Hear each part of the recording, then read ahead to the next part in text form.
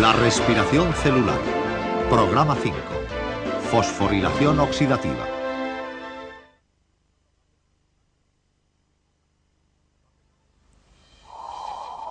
A pesar de tanto esfuerzo, la fase 1 de la respiración celular, es decir, la glucólisis, genera solo 2 moléculas de ATP.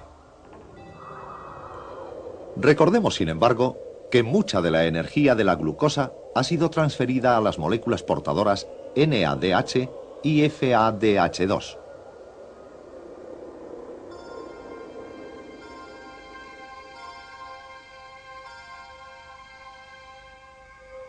En la fase final, llamada fosforilación oxidativa, es donde los portadores de energía descargan sobre numerosas moléculas de ATP.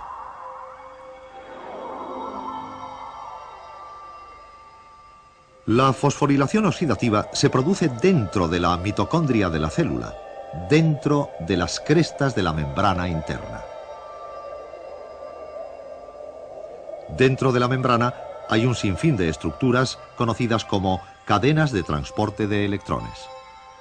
Aquí, dentro de cada cadena, los portadores de energía se utilizan para sintetizar el ATP.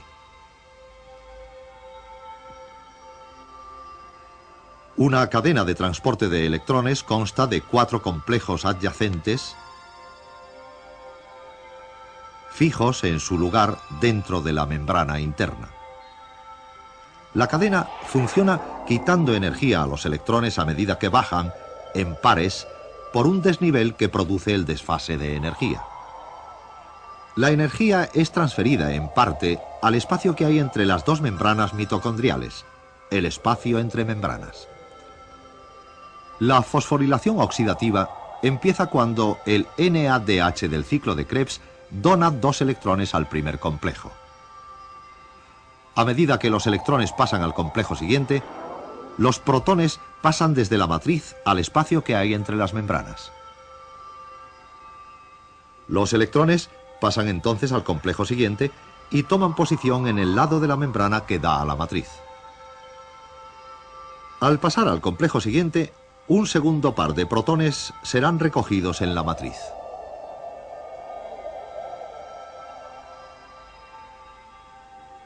Este complejo, llamado coenzima Q, recorre toda la membrana y empuja a los protones al espacio que hay entre las membranas.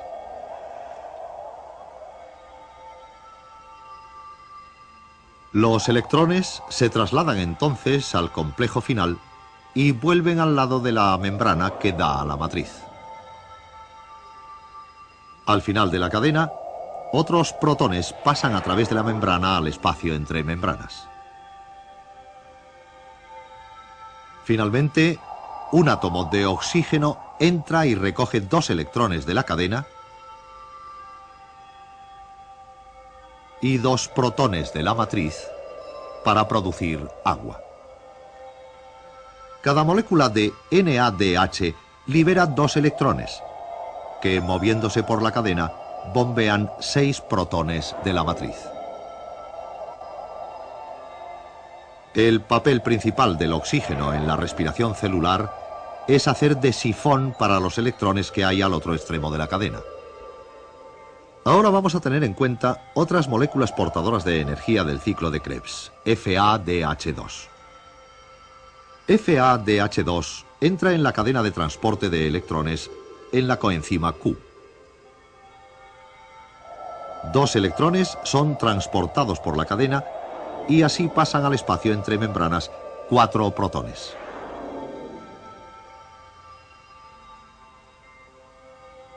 Al final de la cadena, el oxígeno coge de nuevo los 2 electrones. Hasta ahora, la energía de NADH y FADH2 ha sido utilizada para bombear protones desde la matriz hasta el espacio entre membranas. Como resultado, la concentración de protones es mayor en el espacio entre membranas que en la matriz.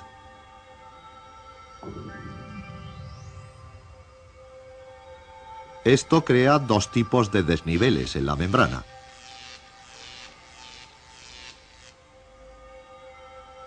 un desnivel de concentración de protones y un desnivel electrostático. Estos desniveles tienen una energía potencial que será utilizada para sintetizar el ATP. La evidencia sugiere que la energía potencial que cruza la membrana se utiliza cuando los pares de protones pasan por unos canales especiales de la misma. Así, cada par activa una enzima en el lado del canal que da hacia la matriz. Finalmente, esta enzima cataliza la reacción de ADP con un grupo fosfato para sintetizar el ATP. Vamos a revisar la síntesis de ATP a partir de NADH y FADH2. Cada NADH traslada 3 pares de protones al espacio entre membranas que al volver a la matriz producen 3 moléculas de ATP.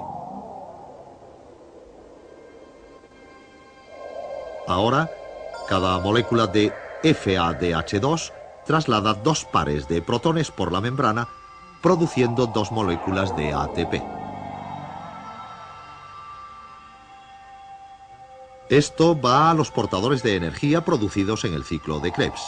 No está mal. Pero hay otra carga de energía, la que viene del NADH producido en el citosol mediante la glucólisis. Aunque las moléculas no pueden por sí mismas cruzar las membranas mitocondriales, se las apañan para volver a situar sus electrones en la cadena gracias a lanzaderas altamente especializadas. Los electrones de este ejemplo entran en la cadena en la coenzima Q y bombean 4 protones hacia el interior de la membrana. Así, cada NADH de la glucólisis da como resultado la formación solo de 2 moléculas de ATP. Ahora vamos a juntarlo todo para obtener una imagen de la producción total de ATP a partir de una sola molécula de glucosa.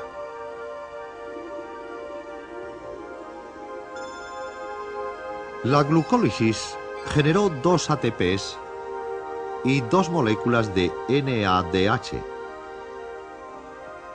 las cuales, al llegar a la cadena de electrones, produjeron 4 moléculas más de ATP.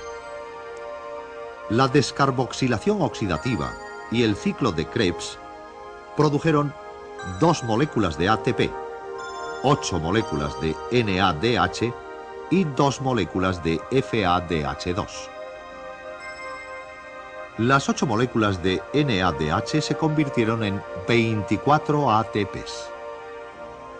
Y las 2 moléculas de FADH2 forman 4 moléculas de ATP adicionales. Si lo sumamos todo, la respiración celular produce 36 moléculas de ATP a partir de una molécula de glucosa. Así, estos 36 ATPs representan solo una parte de la energía disponible de la glucosa. La respiración celular toma la energía de la glucosa mediante la glucólisis, la mueve por todo el ciclo de Krebs y la hace bajar por la cadena de transporte de electrones. Aunque la respiración celular parece diversa, como veremos, la diversidad de un organismo es una virtud en los periodos de estrés.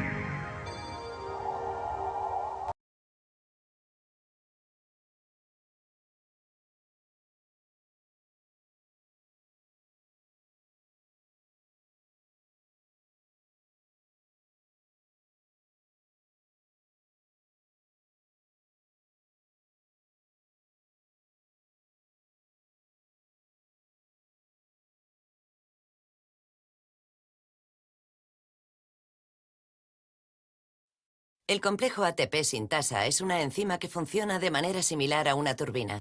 Transforma la energía almacenada en el gradiente de protones en energía química almacenada en los enlaces energéticos del ATP.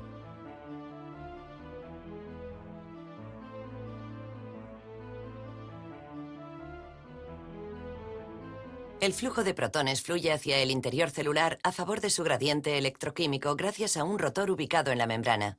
Parece que los protones fluyen a través de una entrada abierta a un lado de la membrana y se unen a las subunidades del rotor. Dentro de la membrana únicamente pueden rotar las subunidades que están protonadas, liberándose del sistema inmóvil de anclaje. Cuando las subunidades protonadas han completado casi una vuelta entera, vuelven al punto de inicio, cerca de las subunidades estáticas, donde un canal de salida permite que los protones se dirijan hacia el otro lado de la membrana. De esta manera, la energía almacenada en el gradiente de protones es transformada en energía mecánica de giro. Esta energía de giro se transmite a través de un eje unido al rotor que penetra en el centro de la característica estructura en forma de chupa chups, la ATP-asa F1, que cataliza la síntesis de ATP.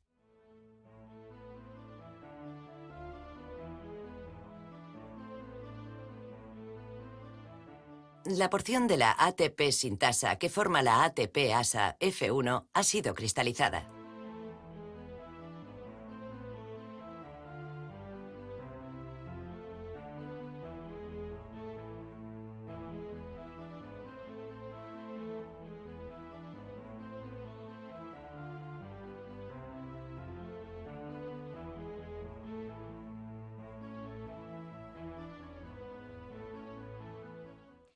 Su estructura molecular muestra que la posición del eje central influye en la conformación y disposición de las subunidades vecinas. Estos cambios son los que dirigen la síntesis de ATP a partir de ADP.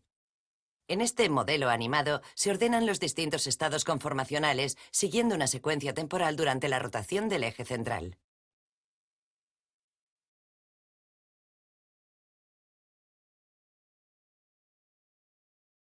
Como cualquier enzima, la ATP sintasa puede trabajar en ambos sentidos. Si la concentración de ATP es elevada y el gradiente de protones bajo, la ATP sintasa funcionará en sentido contrario al habitual, de manera que hidrolizará ATP mientras bombea protones a través de la membrana.